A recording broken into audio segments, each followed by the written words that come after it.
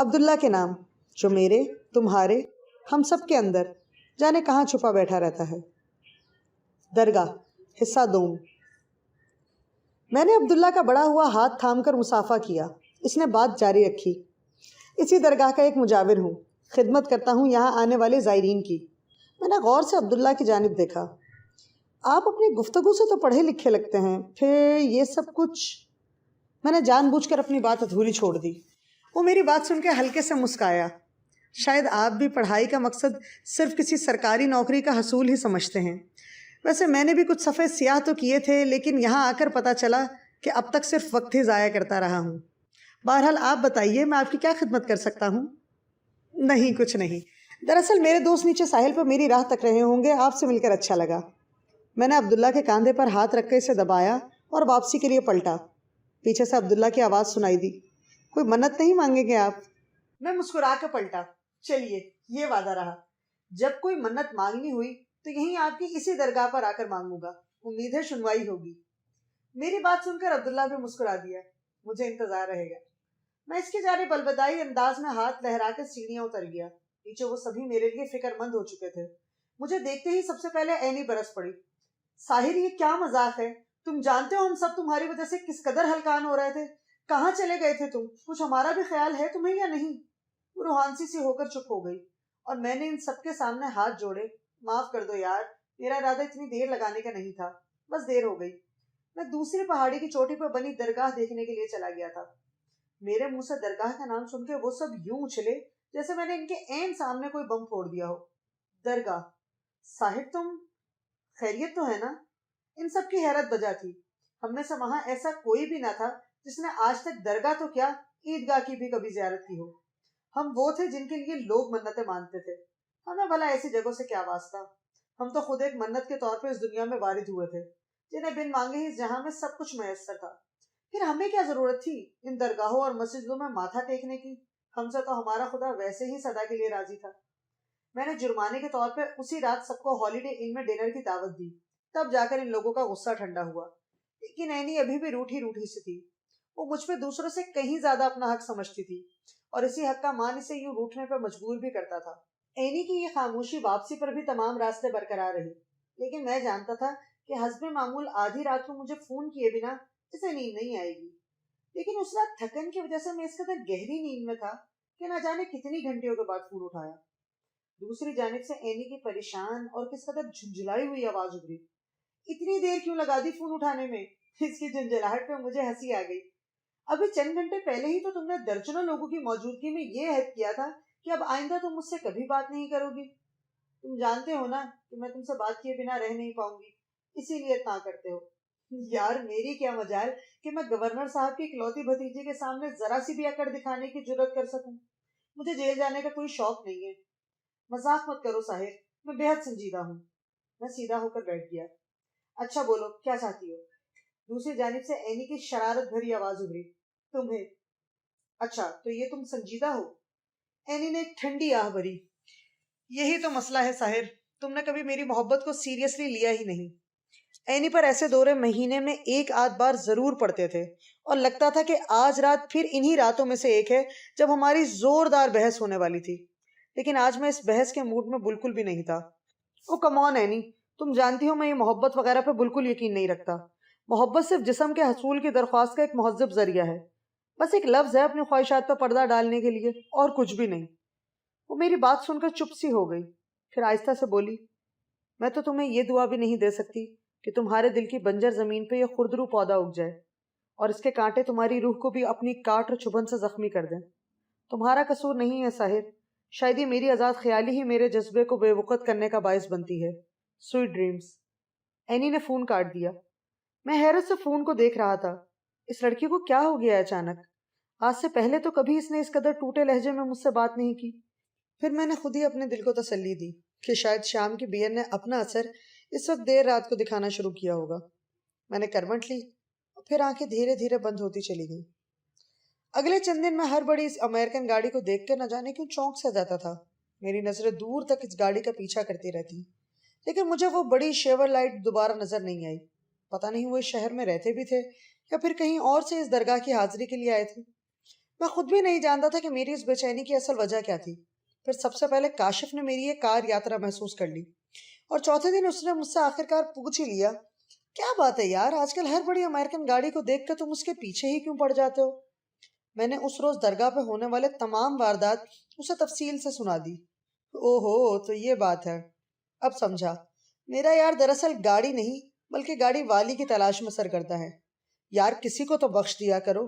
جو حلیہ تم نے اس لڑکی کا ابھی ابھی بیان کیا ہے، اس سے ایک بات تو کنفرم ہے کہ she is not your type. Oh shut up, ایسی ویسی کوئی بات نہیں ہے۔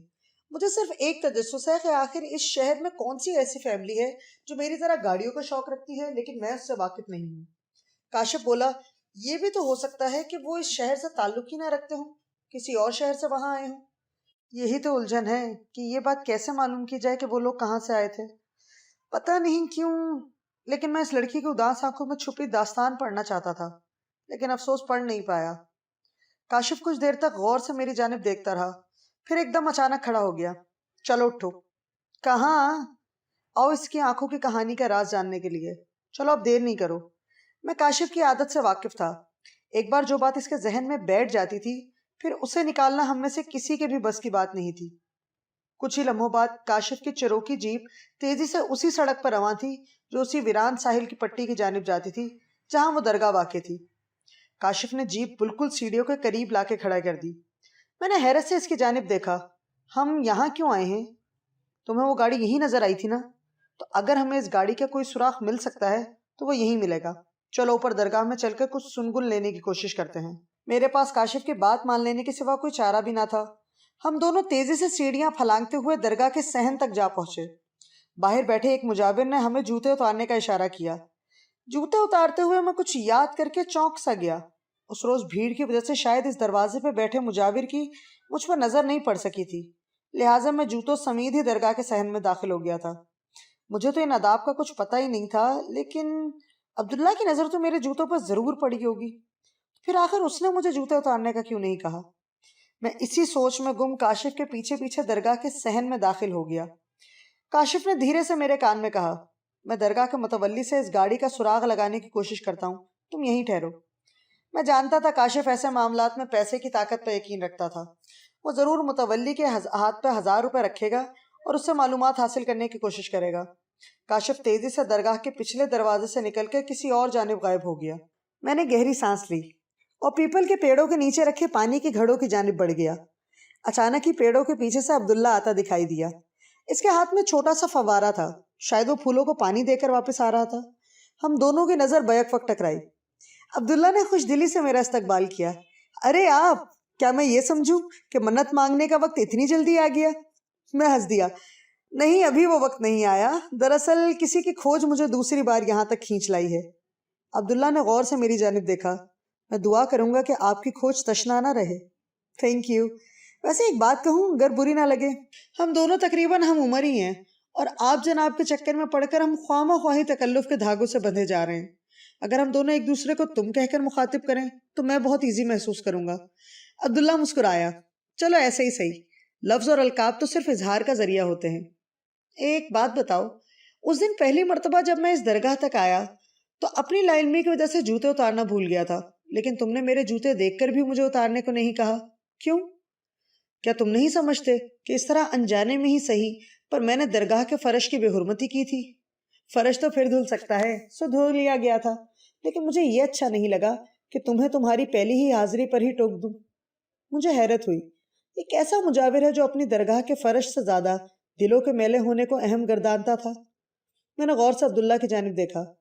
تم اپنے طور اتوار سے کسی بھی طرح اس درگاہ کے مجاور نہیں لگتے۔ کیا میں پوچھ سکتا ہوں کہ تم یہاں کیسے پہنچے؟ عبداللہ کے چہرے پہ ایک وہی ملہی مسکراہٹ پھیل گئی۔ بس یوں سمجھ لو کہ مجھے بھی کسی کی کھوج یہاں تک کھینچ لائی ہے۔ تو کیا تمہاری کھوج ابھی مکمل نہیں ہوئی؟ میری کھوج تو شاید کبھی مکمل نہ ہو۔ میں جس رستے کا مسافر ہوں، اس کی منزل آنے سے پہلے ہی زندگی کی شام ہو جاتی ہے۔ یہ درگاہ بھی میرا صرف ایک پڑاؤ ہے، جانے کب یہاں سے بھی کوچ کرنے کا پروانہ مل جائے۔ میں حیرت سے عبداللہ کا فلسفہ سنتا رہا۔ یہ میری اس نوجوان سے دوسری ملاقات تھی، اور دونوں مرتبہ میں نے محسوس کیا تھا کہ عبداللہ وہ نہیں ہے جو بظاہر نظر آتا ہے۔ اتنے میں کاشف درگاہ کے عقبی حصے سے نمودار ہوا اور اس نے وہیں سے مجھے باہر نکلنے کا اشارہ کیا۔ میں نے عبداللہ سے رخصت چاہی۔ یہ ہماری دوسری لیکن تشنہ ملاقات تھی۔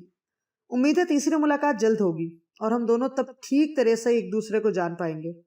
عبداللہ نے مسکرا کر مجھ سے جوابی مصافحہ کیا۔ جب جب جو ہونا ہے تب تب سو ہوگا۔ میں کاشف کی وجہ سے جلدی میں تھا، لہٰذا عبداللہ کی اس گہری بات پہ زیادہ غور نہ کر سکا۔ کاش میرا فہم اس وقت اس قدر وسیع ہوتا اور عبداللہ کی اس پیش گوئی کو سمجھ پاتا کہ آئندہ میری زندگی میں کیسے کیسے طوفان برپا ہونے والے تھے۔ جب میں درگاہ سے باہر نکلا تب تک کاشف جیپ میں سوار ہو چکا تھا۔ میرے بیٹھتے ہی اس نے ایک جھٹکے سے جیپ آگے بڑھا دی۔ کام بن گیا ہے، میں نے پوری معلومات حاصل کر لی ہیں۔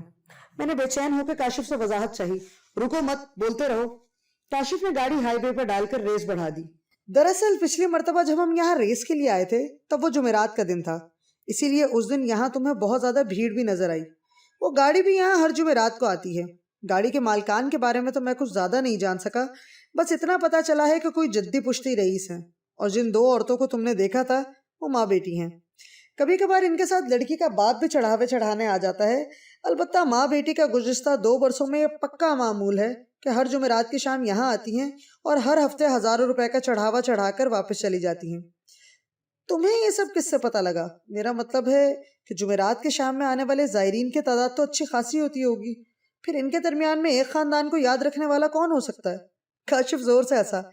آپ کی اسی معصومیت پر قربان جانے کو جی چاہتا ہے جناب۔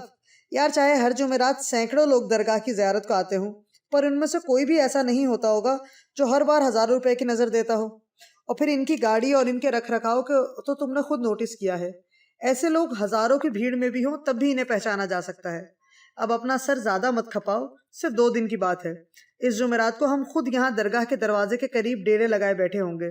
صرف ایک بار کار کے رجسٹر نمبر کا پتہ لگ جائے، پھر اس خاندان کی کھوج لگانا میرے بائیں ہاتھ کا کھیل ہے۔ جسٹ ویٹ میری جان۔ اگلے 2 دن میری زندگی کے شاید سب سے زیادہ بے چین شب و روز تھے، پر وقت کسی دور گزر ہی جاتا ہے، سو یہ 2 دن بھی کٹ گئے۔ اور جمعرات کی سپہر میں اور کاشف دونوں اسی پہاڑی چٹان کی چوٹی پہ بیٹھے اس کار کا انتظار کر رہے تھے جہاں پہلی مرتبہ میری نظر اس گاڑی پہ پڑی تھی۔ وقت اس کچھوے کی طرح دھیرے دھیرے سرک رہا تھا جو دور ساحل کے کنارے پانی میں اترنے کی کوشش میں سرگردہ تھا، لیکن ہر بار سمندر کی ایک بڑی لہر اسے اٹھا کر پھر سے دور ریتیلے ساحل پہ پٹک دیتی تھی۔ میں نے بھی جتنی مرتبہ اپنی کلائی پہ بندھی گھڑی دیکھی، مجھے یہی لگا کہ میری گھڑی کی سوئیوں کو بھی وقت کی ایسی ہی کوئی منہ زور لہر اٹھا کر بار بار پیچھے پٹک دیتی ہے۔ شاید وہ میرا 13واں سگریٹ تھا جب اچانک کاشف زور سے چلایا، وہ آ گئی! میں متوقع انتظار کے باوجود یوں زور سے چونک کے پلٹا جیسے کوئی انہونی ہو گئی ہو۔ دور بلکھاتی سڑک پہ وہی شیور لائٹ ریت اڑاتی دوڑی چلی آ رہی تھی۔